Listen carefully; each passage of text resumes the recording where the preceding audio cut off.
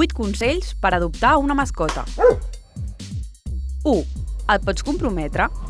La vida d'un gos és d'uns 15 anys. Malgrat els possibles canvis com nous membres de la família o una mudança, no abandonis mai el teu pelut. 2. Pots assumir les despeses que implica? El primer any es concentra en la majoria de despeses, com l'identificació per xip o l'esterilització. Els serveis veterinaris i l'alimentació són costos que s'acumulen mes a mes. 3. Tens temps?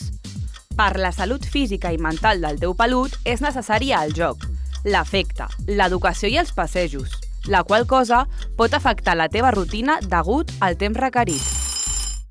4. Tens paciència per educar-lo? La nostra mascota necessita pautes bàsiques i normes per poder adaptar-se bé al nou entorn. Has d'anar millorant la comunicació amb la teva mascota per crear llaços afectius. 5. Preparat pels problemes de conducta? Alguns traumes en gossos pot provocar comportaments disruptius, com mossegar, bordar, trencar objectes o orinar, influint això en la seva educació i conducta. 6. Estàs disposat a fer canvis a casa?